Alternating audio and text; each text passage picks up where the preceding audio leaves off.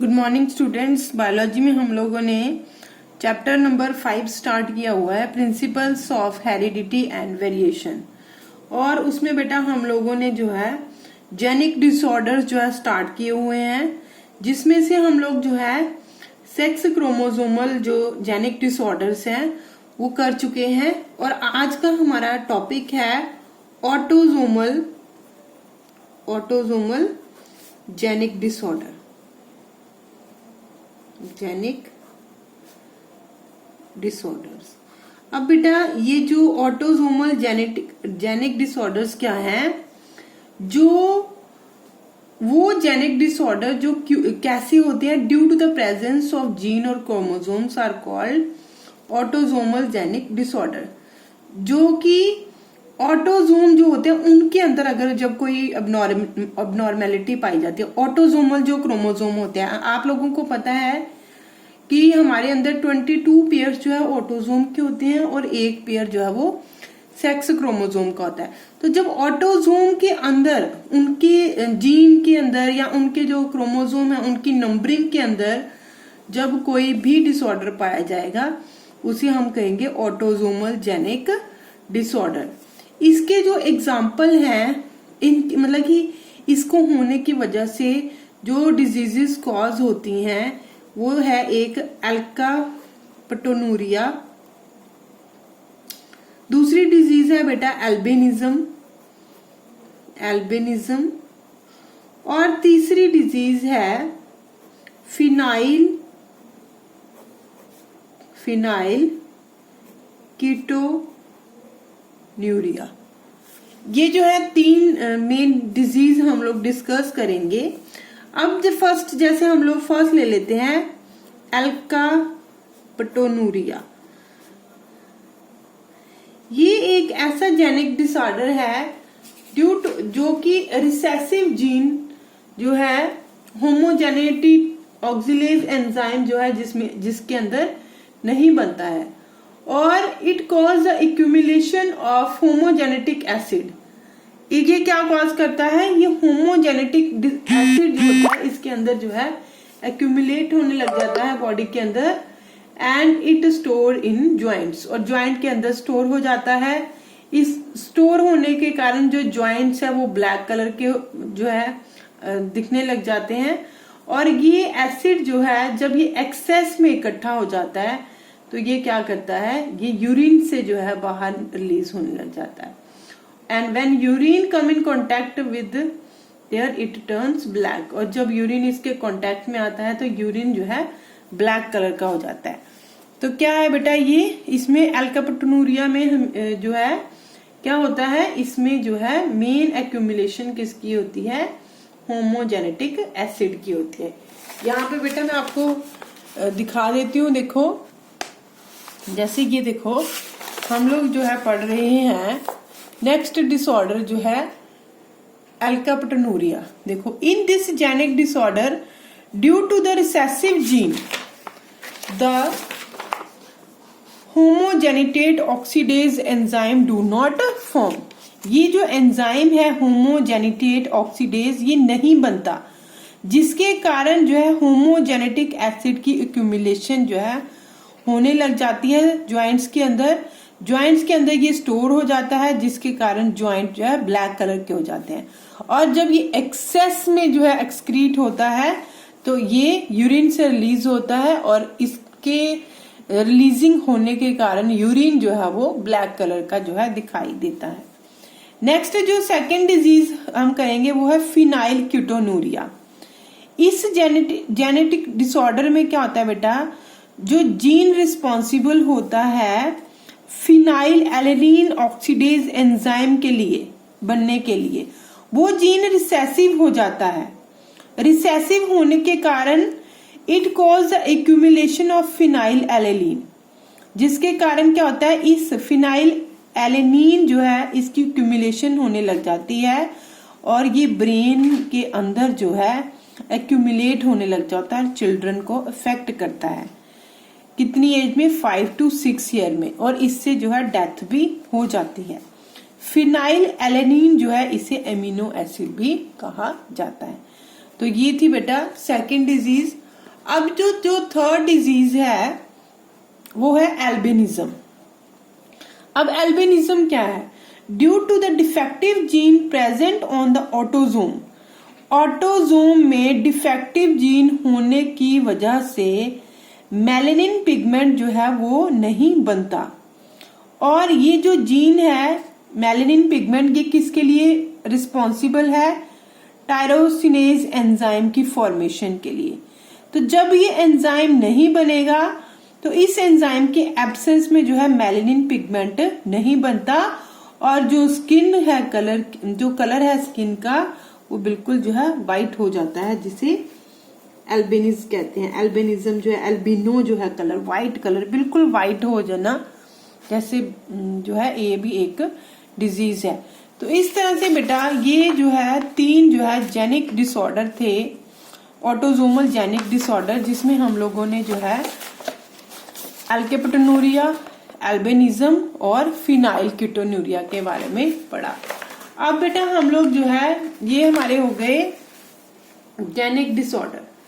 अब हम लोग करेंगे क्रोमोसोमल जेनेटिक डिसऑर्डर, वो जीन में जो है होने की वजह से। अब क्रोमोसोम्स में अगर कोई एबनॉर्मेलिटी आ जाती है तो उसके अकॉर्डिंग जो है जो डिसऑर्डर्स होते हैं उन्हें हम क्या कहते हैं? Chromosomal genetic disorders. तो जो क्रोमोसोमल जेनेटिक डिसऑर्डर होते हैं ये क्यों होते हैं? जब या तो नंबर ऑफ क्रोमोसोम्स में चेंज हो जाता है या जो है उनके स्ट्रक्चर में चेंज हो जाएगा, क्रोमोसोम के स्ट्रक्चर में या उनके नंबर में चेंज होने की वजह से जो एबनॉर्मेलिटीज कॉज होती हैं उन्हें क्रोमोसोमल जेनेटिक डिसऑर्डर कहते हैं। ये भी जो है 2 टाइप के हैं क्रोमोसोमल जेनेटिक डिसऑर्डर्स। एक होंगे सेक्स क्रोमोसोमल, जो सेक्स क्रोमोसोम जो है उनके अंदर देखने को मिलेंगे सेक्स क्रोमोसोमल डिसऑर्डर्स, और दूसरे होंगे ऑटोजोमल डिसऑर्डर्स। अब एक एक करके हम लोग पढ़ते हैं बेटा।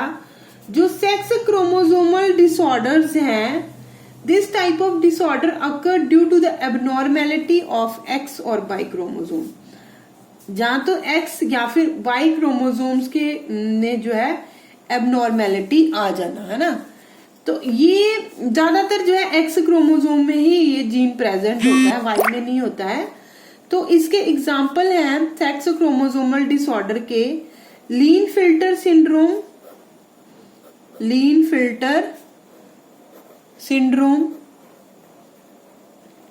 टर्नर सिंड्रोम और तीसरा है बेटा super male and super female. तो ये जो है 3 तरह के डिसऑर्डर है जो कब होते हैं? जब सेक्स क्रोमोसोम में कोई एबनॉर्मेलिटी पाई जाती है। तो बेटा एक एक करके हम लोग डिस्कस करेंगे तीनों। फर्स्ट है लीन फिल्टर सिंड्रोम। अब देखो यहाँ पे, अब ये जो लीन फिल्टर सिंड्रोम है ये क्या है? It is a trisomic disorder. ये ट्राइसोमी है, जिसमें क्या होता है कि जो डिप्लॉइड सेट होता है क्रोमोसोम का, उसके अंदर एक क्रोमोसोम और ऐड हो जाता है। ये हो गया हमारा डिप्लॉइड सेट। जो नॉर्मल डिप्लॉइड सेट है इसमें 1 क्रोमोसोम ऐड होने की वजह से टोटल जो है 47 क्रोमोसोम जो है ऐड हो जाते हैं पर्सन में। वैसे आपको पता है 2n का मतलब हो गया 46, जब उसके अंदर एक ऐड और हो जाएगा तो 47 बन जाएंगे। तो इन ऑर्गेनिज्म में क्या होता है? एन एक्स्ट्रा एक्स और वाई क्रोमोसोम इज प्रेजेंट। या तो एक एक्स्ट्रा एक्स होगा या एक एक्स्ट्रा वाई होगा। और ये जो मेल को ये डिसऑर्डर होता है उन्हें कैसे रिप्रेजेंट करते हैं? ये हो गए हमारे ऑटोजोमल पेयर और इनके अंदर जो है एक एक्स एक्स्ट्रा होगा, तो ये हो जाएंगे मेल। और फीमेल को कैसे रिप्रेजेंट करेंगे? ऑटोजोम और प्लस ट्रिपल एक्स से रिप्रेजेंट करेंगे। और इनको कॉमनली क्या कहा जाता है, ट्रांसजेंडर कहा जाता है। In male the female character appear, जो मेल होते हैं उनके अंदर फीमेल कैरेक्टर अपीयर होते हैं, और जो फीमेल्स होती हैं उनके अंदर मेल कैरेक्टर अपीयर होते हैं। तो और जो इनके रिप्रोडक्टिव ऑर्गन्स हैं बेटा वो अंडर डेवलप्ड होते हैं, पूरी तरह से डेवलप नहीं हुए होते और ना ही फंक्शनल होते हैं। And they are sterile, means they do not reproduce जो है ये नहीं कर पाते। सेकेंड डिसऑर्डर आता है टर्नर सिंड्रोम। टर्नर सिंड्रोम जो है ये एक मोनोसोमिक डिसऑर्डर है, क्योंकि इसमें क्या होता है मोनोसोमिक डिसऑर्डर कैसे कि डिप्लॉयड सेट में से एक क्रोमोसोम कम हो जाता है, मतलब 46 में से एक क्रोमोसोम कम हो गया तो हमारे पास कितना रह गया, 45 हो गया। तो ये जो ऑर्गेनिज्म होते हैं इनके अंदर भी या तो एक्स जो है क्रोमोसोम एब्सेंट होगा या वाई क्रोमोसोम जो है एब्सेंट होगा। तो जैसे इसको हम कैसे रिप्रेजेंट करेंगे, ऑटोसोम प्लस एक्स और एक जो है ये 0, मतलब एक कम हो गया। तो ये मेंटली रिटार्डेड पर्सन होते हैं जो कि अंडर डेवलप होते हैं और इनकी लाइफ भी जो है जो छोटी होती है। थर्ड आता है सुपर मेल और फीमेल। सुपर मेल और जो फीमेल है बेटा ये भी जो है एक डिसऑर्डर है, पर ये क्या है, टेट्रासोमी डिसऑर्डर है। टेट्रासोमी मीन्स इसमें क्या होता है बेटा, इसमें जो डिप्लॉयड सेट होता है हमारे पास 2n, उसमें 2 क्रोमोसोम जो है वो एक्स्ट्रा ऐड हो जाते हैं, मतलब 46 की बजाय कितने आ जाएंगे, 48 आ जाएंगे। और इन्हें जो इनकी जो मेल्स हैं उनको हम कैसे रिप्रेजेंट करेंगे, ऑटोसोम प्लस हम लोग इसमें ट्रिपल एक्स और वाई, और जो फीमेल है उसमें ऑटोसोम प्लस 4x। तो ये हो गए सुपर मेल, ये होगी सुपर फीमेल्स। और ये जो पर्सन्स होते हैं बेटा ये बहुत ज्यादा जो है एग्रेसिव, गुस्से वाले होते हैं, इनका जो माइंड है वो भी क्रिमिनल होता है और डिस्ट्रक्टिव होता है। तो देखो it is an example of tetrasomy. Therefore 2 chromosome are more than the normal diploid set of chromosome. Diploid set में 2 एक्स्ट्रा क्रोमोसोम प्रेजेंट होते हैं और ये पर्सन जो है हाईली एग्रेसिव होते हैं और क्रिमिनल माइंडेड होते हैं, डिस्ट्रक्टिव होते हैं नेचर में, and these are represented by this type of combination. उसके बाद जो है हम लोग करेंगे ऑटोसोमल डिसऑर्डर्स। ऑटोसोमल डिसऑर्डर, यहाँ पे हम लोगों ने सेक्स क्रोमोसोमल डिसऑर्डर किए, अब हम लोग करेंगे ऑटोसोमल डिसऑर्डर्स।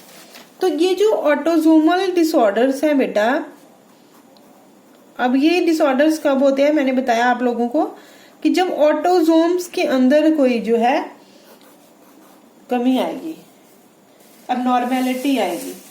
तो इसके ये डिसऑर्डर्स हैं हमारे पास डाउन सिंड्रोम, एडवर्ड सिंड्रोम, इसके अलावा क्राइड्यूचैट सिंड्रोम। तो जो फर्स्ट है डाउन सिंड्रोम, ये क्या है बेटा, it is also an example of trisomy. ये भी एक ट्राइसोमी है, क्योंकि इसमें क्या है, इसमें एक जो क्रोमोसोम है जो हमारे पास, जैसे देखो ट्राइसोमी क्या आती है कि डिप्लॉयड सेट में एक, अब ये सेट में नहीं होता है, सेट में कोई चेंज नहीं होता, जबकि जो 21st जो क्रोमोसोम है, जो 21st क्रोमोसोम का पेयर है उसमें एक एक्स्ट्रा ऐड हो जाता है। और ये जो पर्सन है बेटा ये कैसे होते हैं, मेंटली रिटार्डेड होते हैं, इनका जो ब्रेन है वो डेवलप जो है पूरी तरह से नहीं हुआ होता, इनकी बॉडी पे जो है कम हेयर्स होते हैं, इसके अलावा जो है अंडर डेवलप्ड जो है बॉडी पूरी तरह से डेवलप्ड नहीं हुई होती, इसलिए कहते हैं अंडर डेवलप्ड बॉडी। माउथ इनका जो है हमेशा खुला रहता है, ओपन माउथ कहेंगे हम लोग। और प्रोट्रूडेड टंग, जो इनकी जीभ है वो बाहर को निकली रहती है, प्रोट्रूडेड टंग। और शॉर्ट हैंड एंड फेस। उसके बाद बेटा सेकंड सिंड्रोम है एडवर्ड सिंड्रोम। एडवर्ड सिंड्रोम जो है बेटा ये एक ऐसा डिसऑर्डर है जिसमें जो 18th पेयर है क्रोमोसोम का उसमें एक जो है एक्स्ट्रा क्रोमोसोम होता है, तो इसको भी हम रिप्रेजेंट करते हैं 2n+1 से। ये जो चिल्ड्रन होते हैं इनके जो ईयर्स होते हैं वो प्रॉपरली डेवलप्ड नहीं हुए होते। स्मॉल फेस और जॉ होता है। क्या लिखेंगे हम लोग? सिम्टम्स क्या है? Deformed year, small face and jaw, ये भी है। मेंटली रिटार्डेड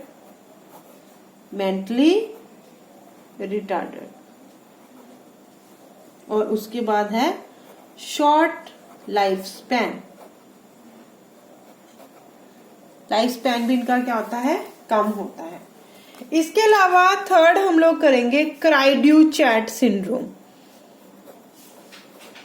क्राइड्यू-चैट जो सिंड्रोम है बेटा इसमें जो 5th क्रोमोसोम है उसकी एक आर्म जो है कम होती है। 1 arm of 5th chromosome is lost.